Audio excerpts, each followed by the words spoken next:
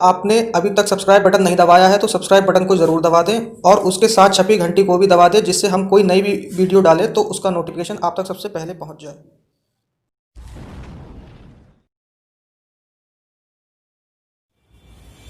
Hello students, unique competition class में आपका स्वागत है। हमने अपने काफी टॉपिक कंप्लीट कर चुके हैं साइकोलॉजी के। आज एक और हम बहुत ही इंपॉर्टेंट टॉपिक लेके आए हैं जिसका नाम है अभिवृद्धि एवं विकास। इसमें अभिवृद्धि एवं विकास में ये एक ऐसा टॉपिक है जिसमें से क्वेश्चन हमें यूपी टेट और सीटेट में मिल जाते हैं, 1 से 2 क्वेश्चन मिल जाते हैं। तो इस टॉपिक में अभिवृद्धि और विकास के बारे में हम पढ़ेंगे कि अभिवृद्धि क्या होती है, विकास क्या होता है, और जहां से जो इंपॉर्टेंट चीजें होंगी वो मैं आपको बताता जाऊंगा जहां से क्वेश्चन बनते हैं। सबसे पहले तो हम अभिवृद्धि को जानते हैं कि अभिवृद्धि होती क्या है। अभिवृद्धि होती है जैसे हमारे शारीरिक अंगों के जो आकार बढ़ता है, जैसे हमारे बाल बढ़ना, नाखूनों का बढ़ना, ये सब हमारी अभिवृद्धि आती है। लंबाई का बढ़ना, हमारा भार बढ़ना, ये सब अभिवृद्धि में काउंट होता है। तो अभिवृद्धि की जो अभिवृद्धि को बताया गया है वो ये चीज है कि अभिवृद्धि का अभिप्राय कोशिकाओं में होने वाली वृद्धि से है। जो हमारी कोशिकाएं होती हैं उसमें जो भी वृद्धि होती है वो अभिवृद्धि कहलाती है। इसके अंतर्गत हमारा भार बढ़ना, ऊंचाई बढ़ना, शारीरिक अंगों के आकार में परिवर्तन आना, बालों का बढ़ना, नाखूनों का बढ़ना आदि शामिल है। तो इसमें क्या क्या चीजें बढ़ती हैं? भार बढ़ना, हमारा वजन बढ़ता है, ऊंचाई बढ़ना, हाइट बढ़ती है, ये सब चीजें अभिवृद्धि में आती है। शारीरिक अंगों का बढ़ना, जैसे कि मान लीजिए बालों का बढ़ना, ये सब आ गया, नाखूनों का बढ़ना, ये सब अभिवृद्धि में काउंट होता है। तो अभिवृद्धि एक ऐसी चीज है जो कुछ टाइम तक बढ़ने के बाद रुक जाती है। क्योंकि अगर हमारी ऊंचाई लगातार बढ़ती रहेगी, हाइट अगर हमारी लगातार बढ़ती रहेगी तो एक टाइम हम आसमान को छू लेंगे, तो ये चीज कभी भी मुमकिन नहीं है। तो अभिवृद्धि कुछ टाइम के बाद रुक जाती है। और फिर इसमें एक इंपॉर्टेंट डेफिनेशन है कि फ्रंक ने हमें क्या बताया। फ्रंक के अनुसार कोशिकीय गुणात्मक वृद्धि ही अभिवृद्धि है। यानी कि फ्रंक कहते हैं कि कोशिका में होने वाली गुणात्मक वृद्धि ही हमारी अभिवृद्धि कहलाती है। तो ये हमारी अभिवृद्धि के बारे में बताया था। तो ये अभिवृद्धि हो गई यहाँ से हमारी पूरी। इसमें से बस क्वेश्चन अगर ये पूछा था कि नाखूनों का बढ़ना या बालों का बढ़ना क्या है, विकास में परिवर्तन, अभिवृद्धि में परिवर्तन, या दोनों में परिवर्तन, या दोनों में से कोई नहीं, ऐसे करके ऑप्शन आते हैं। तो ये अभिवृद्धि में होने वाला परिवर्तन है। अगली चीज है विकास, यानी कि डेवलपमेंट। विकास क्या होता है? अब ये भी बहुत, इसके बारे में भी विकास से काफी हद तक क्वेश्चन आते हैं। इसके बारे में भी हम जान लेते हैं कि विकास होता क्या है। विकास एक ऐसी चीज है जो जीवन पर्यंत तक हमारी चलती रहती है। जब तक हम जन्म लेते हैं और जब तक हम जन्म से लेकर हमारा मृत्यु तक हमारे विकास जो होता है वो चलता रहता है अलग अलग स्टेजेस में। तो विकास अब होता क्या है ये जान लेते हैं। विकास में समग्र परिवर्तन ही विकास है। जितना भी जैसा भी परिवर्तन होगा वो क्या होगा, वो विकास में काउंट होगा, यानी डेवलपमेंट में। यहाँ परिवर्तन से तात्पर्य है विकास में देखिए, एक तो शारीरिक विकास, एक हमारा मानसिक विकास, एक संवेगात्मक विकास आदि जितने भी प्रकार के विकास होते हैं वो सब उनमें जितना भी परिवर्तन आता है वो हमारा डेवलपमेंट यानी कि विकास कहलाता है। अब वास्तव में ये अभिवृद्धि का ही योग है। अब वास्तव में ये बात भी सही है कि अभिवृद्धि का ही योग क्या है, विकास है। विकास में ही अभिवृद्धि को आके जोड़ दिया जाता है। अभिवृद्धि जो आती है वो विकास में आके ही मिल जाती है, क्योंकि विकास में सभी चीजों का विकास पे दिया गया है जोर। और विकास हमारा जो होता है वो जीवन पर्यंत चलता रहता है। तो विकास के परिणाम स्वरूप प्राणी में नई नई योग्यताएं, विशेषताएं और कार्य कुशलताएं प्रदर्शित होती हैं। अब विकास जैसे जैसे हमारा बढ़ता जाता है वैसे वैसे विकास के साथ हमारी योग्यताएं बढ़ती जाती हैं, हमारी विशेषताएं और हमारी कार्य करने की कुशलता जो होती है वो बढ़ती जाती है। ये सब हमारे विकास में काउंट होती है, यानी कि डेवलपमेंट में। जैसे हाथ पैर का बढ़ना, धड़ का बढ़ना, ये सब क्या है, अभिवृद्धि है। लेकिन इसके कारण जो शारीरिक मानसिक कार्य कुशलता उत्पन्न होती है उसे विकास कहते हैं। ये एक इंपॉर्टेंट बात बताई गई है यहाँ पर कि हाथ का बढ़ना, पैरों का बढ़ना, धड़ का बढ़ना, ये सब अभिवृद्धि में आता है। लेकिन इसके कारण जो शारीरिक मानसिक कार्य कुशलता उत्पन्न होती है वो हमारा विकास में काउंट होती है। फिर हरलॉक, ये डेफिनेशन इंपॉर्टेंट है, ये ज्यादातर पूछी जाती है कि ये किसके अनुसार ये डेफिनेशन किसने कही है। तो हरलॉक के अनुसार विकास अभिवृद्धि तक ही सीमित नहीं है।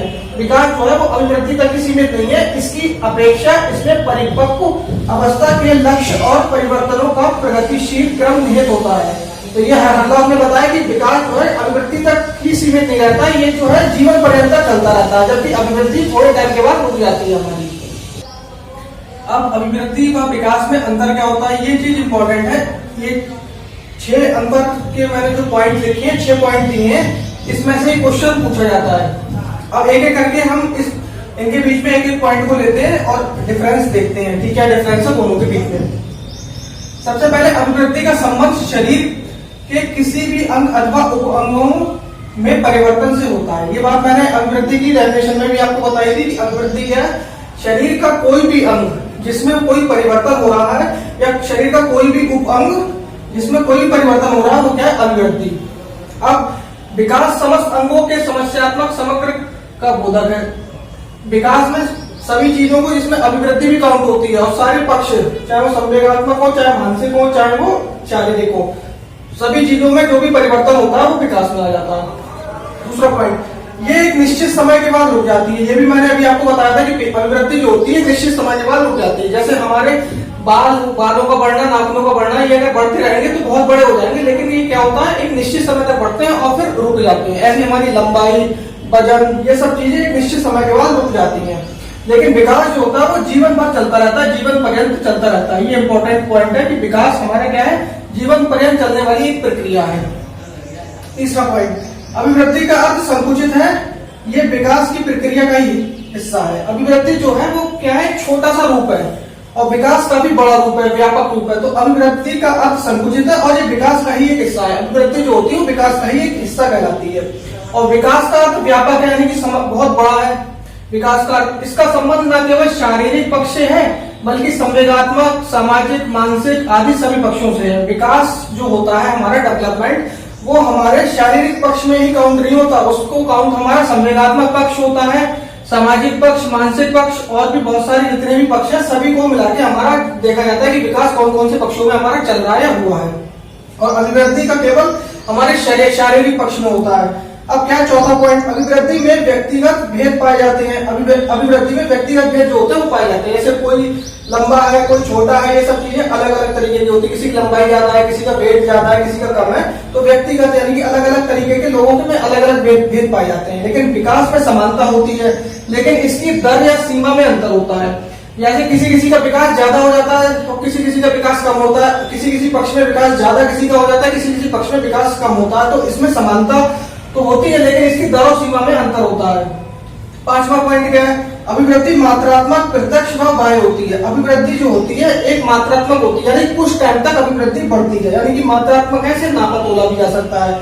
और प्रत्यक्ष होती है, हमारी आंखों के सामने होती है, जिसे हम देख सकते हैं कि किसी की लंबाई बढ़ रही है, वजन बढ़ रहा है, तो ये हम चीज देख सकते हैं, तो ये प्रत्यक्ष होती है। और बाह्य होती है, बाहरी होती है, यानी कि बाहरी का मतलब हो गया जैसे कि बाहर से हमें पूरी बाहर से, जैसे दूसरा व्यक्ति भी उस चीज को बाहर से शो होती है तो देख सकता है। जैसे कोई कितना लंबा है, कोई कितना मोटा है, तो वो चीज हम नोट कर सकते हैं, देख सकते हैं। लेकिन विकास क्या होता है, विकास अप्रत्यक्ष होता है, आंतरिक होता है और विकास गुणात्मक होता है। विकास जो होता है ना तो हम देख सकते हैं, इसको हम महसूस कर सकते हैं कि हमारा विकास हो रहा है अलग अलग पक्षों में। तो विकास अप्रत्यक्ष होता है हमारा, आंतरिक होता है यानी कि अंदर से होता है हमारा विकास, और विकास एक गुणात्मक होता है हमारा, जो होता है विकास गुणात्मक होता है। अब छठा पॉइंट और लास्ट पॉइंट है, अभिवृद्धि को मापा तोला जा सकता है। अभिवृद्धि एक ऐसी चीज है जिसको माप तोल सकते हैं, जैसे लंबाई हो गई, वजन हो गया, इन सब चीजों को हम माप तोल सकते हैं। लेकिन विकास का अनुभव किया जा सकता है। विकास को केवल हम अनुभव कर सकते हैं कि विकास हमारा कौन कौन से पक्षों में हो रहा है कि नहीं हो रहा है। तो ये थे 6 पॉइंट, इसीलिए 6 पॉइंट इंपॉर्टेंट है, इसमें से क्वेश्चन बनता है। अब इसमें अभिवृद्धि और विकास के कुछ महत्वपूर्ण सिद्धांत हैं, जिसमें से इसमें से भी एक आध क्वेश्चन जो होता है बन जाता है। जो मैंने अभी आपको 6-7 जो डिफरेंस बताए थे वो भी काफी इंपॉर्टेंट थे। और इसके बाद जो इम्पोर्टेंट चीज है अभिवृद्धि और विकास में वो ये है, इसमें से क्वेश्चन हमें देखने को मिलता है। जैसे अभिवृद्धि और विकास का पहला जो सिद्धांत है निरंतर विकास का सिद्धांत, एक ये है। इसमें क्या होता है, निरंतर विकास का सिद्धांत जो होता है इसमें विकास को हम देखते हैं कि निरंतर विकास हमारा हो रहा है नहीं हो रहा है, तो ये एक सिद्धांत आ जाता है। फिर उसके बाद है विकास की विभिन्न गति का सिद्धांत। विकास जो होता है वो विभिन्न गतियों में होता है, किसी किसी का संवेगात्मक विकास तेजी से होता है, किसी किसी का मानसिक, किसी किसी का शारीरिक। तो विभिन्न गतियों का जो होता है सिद्धांत जो होता है वो विकास की विभिन्न गति का सिद्धांत, ये भी एक सिद्धांत आता है विकास के अंतर्गत। फिर आता है विकास क्रम का सिद्धांत। अब विकास जो होता है हमारा क्रम में होता है, जब बच्चा पेट में होता है, जब बच्चे का जन्म होता है तभी से विकास होना शुरू हो जाता है बच्चे का।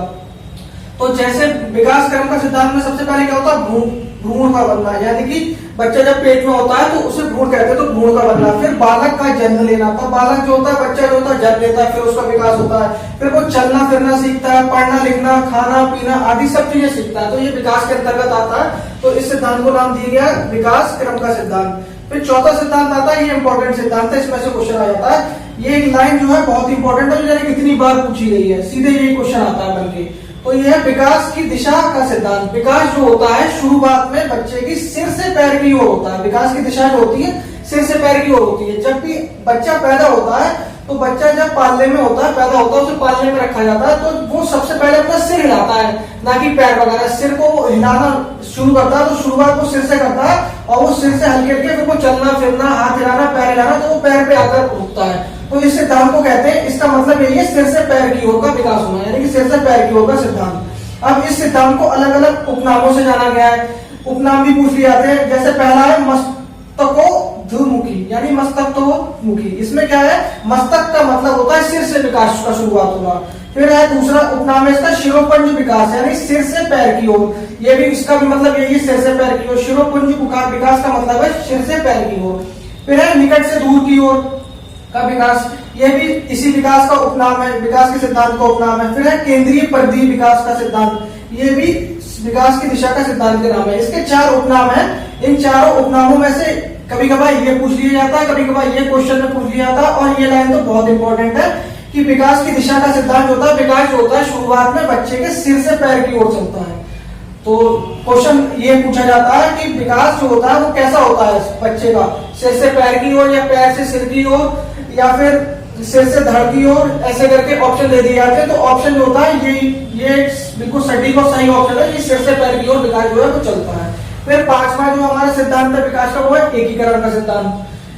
फिर छठा जो है ये इंपॉर्टेंट है, परस्पर संबंध का सिद्धांत। अब इसमें क्या होता है, विकास कौन कौन सी तरह का विकास होता है। परस्पर संबंध का सिद्धांत में बताया गया है, शारीरिक विकास हमारा हो गया, इसमें शरीर का जितना भी विकास होता है वो आता है। फिर मानसिक विकास हो गया, इसमें हमारा मेंटल लेवल का विकास होता है, बुद्धि का, वो सब आ गया। फिर हमारा संवेगों का विकास, संवेग भी मैंने आपको बता चुका हूँ मोटिवेशन की क्लास में। संवेग हमारे कितने प्रकार के होते हैं, वो संवेगात्मक विकास हो गया। फिर इसके बाद सामाजिक विकास, जो समाज के द्वारा हमारा विकास होता है। फिर उसके बाद नैतिक विकास, नैतिक की बात भी मैंने आपको बताई है, एक पूरी वीडियो बनाई है, कोहलबर्ग का सिद्धांत जो मैंने बताया, उसमें नैतिक विकास की बात करी है उन्होंने, तो नैतिक विकास दिया जाता है। फिर 7वां सिद्धांत है सामान्य एवं विशेष प्रतिक्रिया का सिद्धांत। 8वां सिद्धांत है समान प्रतिमान का सिद्धांत। ये सब विकास के सिद्धांत है, इनमें से जो इंपॉर्टेंट है वो 6 नंबर और 4 नंबर है, इसमें से क्वेश्चन आ जाता है। और फिर 9वां है वंशानुक्रम या वंशानुगत या वंशानुक्रम कहते हैं, एवं वातावरण की अंतक्रिया का सिद्धांत। जो विकास होता है वो 2 चीजों का गुणनफल है हमारा। एक तो हमारा वंशानुगत, जो कि हमें माता पिता से मिलता है, बाबा दादी नाना नानी, या तो मम्मी के खानदान से या फिर पापा के खानदान से। जैसे कभी कभी बच्चों की आंखों का कलर होता है, या फिर बच्चों की लंबाई होती है, या फिर जो भी होती है वो सब वंशानुगत होता है हमारा। और वातावरण जिसमें बच्चा रहता है उससे उसका विकास होता है। जैसे कि कहीं का वातावरण अगर अच्छा है तो बच्चा अच्छा होगा, और कहीं का वातावरण ऐसा है कि वहां की जो रहने का वातावरण, जहाँ बच्चे के आस पड़ोस का वातावरण ऐसा है कि वहाँ ज्यादातर चोरियां हो रही हैं, चोर लोग हैं, या वातावरण बुरा है वहां का, तो बच्चा वैसा ही निकलेगा। तो वंशानुगत एवं वातावरण का जो की अंतक्रिया का सिद्धांत। अगला है लास्ट है परिमार्जिता का सिद्धांत। और इसके बाद जो नेक्स्ट वीडियो में बनाऊंगा वो इसी टॉपिक पे बनाऊंगा, वंशानुगत एवं वातावरण। ये टॉपिक अलग से उठाऊंगा मैं, जिसमें से काफी क्वेश्चन आते हैं। ये सिद्धांत एक अलग ही पूरा एक चैप्टर और एक टॉपिक है जो इंपॉर्टेंट रहेगा आपके लिए काफी। तो गाइस, अगर आपको ये वीडियो मेरी पसंद आए तो चैनल को मेरे सब्सक्राइब करें, ज्यादा से ज्यादा वीडियो को शेयर करें और ज्यादा से ज्यादा लाइक करें। Thank you very much.